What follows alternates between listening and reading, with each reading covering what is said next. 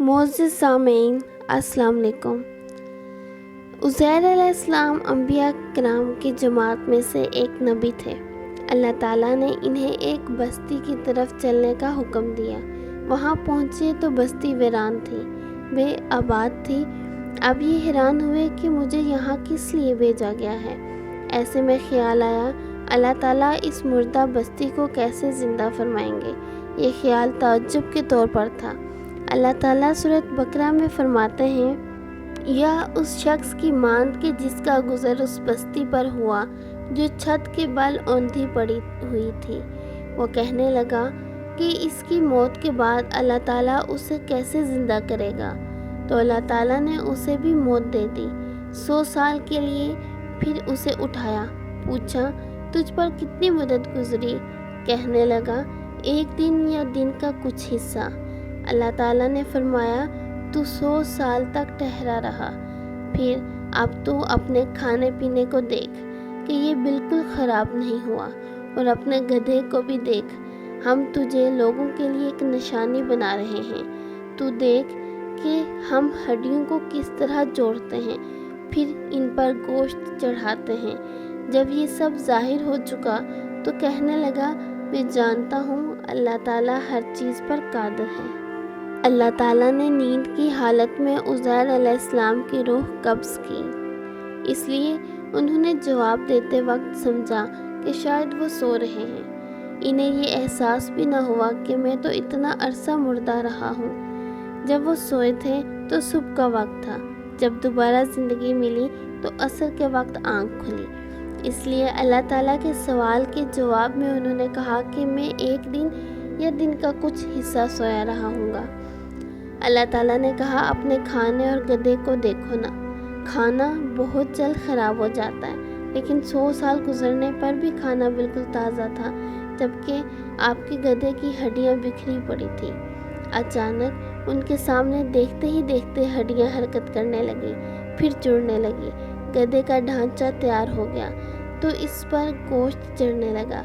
اس طرح گدھا زندہ ہو گیا اور آواز دینے لگا۔ یہ دیکھ کر عزیر علیہ السلام پکار اٹھے، واقعی میرا پروردگار ہر چیز پر قادر ہے۔ ان کی اس عارضی موت کے دوران وہ بستی آباد ہو چکی تھی۔ عزیر علیہ السلام نے ان سے پوچھا کہ کیا تم لوگ عزیر کو جانتے ہو؟ انہوں نے کہا جی، انہیں فوت ہوئے 100 سال سے زائد عرصہ بیت چکا ہے۔ تب عزیر علیہ السلام نے انہیں بتایا، میں ہی عزیر ہوں۔ انہیں یقین نہ آیا۔ وہ ایک بڑھیا کو لے کر آئے، اس کی عمر 120 سال تھی۔ انہوں نے اس سے عزیر علیہ السلام کے بارے میں پوچھا۔ اس نے عزیر علیہ السلام کی 10 نشانیاں بیان کی۔ وہ سامنے کھڑے عزیر علیہ السلام کو دیکھ رہی تھی۔ تب انہیں یقین آیا۔ عزیر علیہ السلام ان کے درمیان قیام پذیر رہے۔ آپ نے انہیں نئے سرے سے تورات کی تعلیم دی۔ وہ اس کو بھول چکے تھے۔ بستی والے ان سے بہت متاثر ہو گئے، ان کی تعظیم کرنے لگے۔ اس عظیم معجزے کی وجہ سے وہ انہیں اللہ کا بیٹا تصور کرنے لگے۔ اللہ تعالیٰ سورہ توبہ میں فرماتے ہیں، اور یہودیوں نے کہا عزیر علیہ السلام اللہ کے بیٹے ہیں۔ یہ اللہ نے ان کا ایک جرم بیان کیا ہے۔ یہ جرم ان میں نسل در نسل چلتا رہا، یہاں تک کہ اس دور میں بھی یہودی عزیر علیہ السلام کو اللہ کا بیٹا مانتے ہیں۔ آپ کا نام دیوان مقدس بھی رکھتے ہیں اور کہتے ہیں یہ مقدس ذات کی نسل سے ہے اور معبود ہے۔ یہی ان کا شرک ہے۔ اللہ ان پر لعنت کرے۔ اللہ انہیں اس جرم کی سزا ضرور دے گا۔ انسان کتنے ہی بلند و بالا مقام پر پہنچ جائے، اللہ تعالیٰ کے ساتھ اس سے زیادہ قرب حاصل ہو جائے، تب بھی وہ اللہ کا بندہ ہی رہتا ہے، اور کسی بھی بلندی پر پہنچ کر وہ اللہ یا اللہ کا بیٹا نہیں ہو سکتا، اللہ کا شریک نہیں ہو سکتا۔ اللہ کی ذات پاک وحدہ لا شریک ہے اور باپ بیٹے کی نسبتوں سے پاک ہے۔ لہٰذا انسان کی سب سے بڑی گمراہی یہ ہے کہ وہ جب کسی برگزیدہ انسان سے ایسے امور ہوتے دیکھتا ہے جو عقل میں نہیں آتے، تو روح یا عقیدت کی بنا پر پکار اٹھتا ہے کہ یہ ہستی تو خود اللہ ہے جو انسانی شکل میں آئی ہے، یا اس کا بیٹا ہے، یا اللہ تعالیٰ کا شریک ہے۔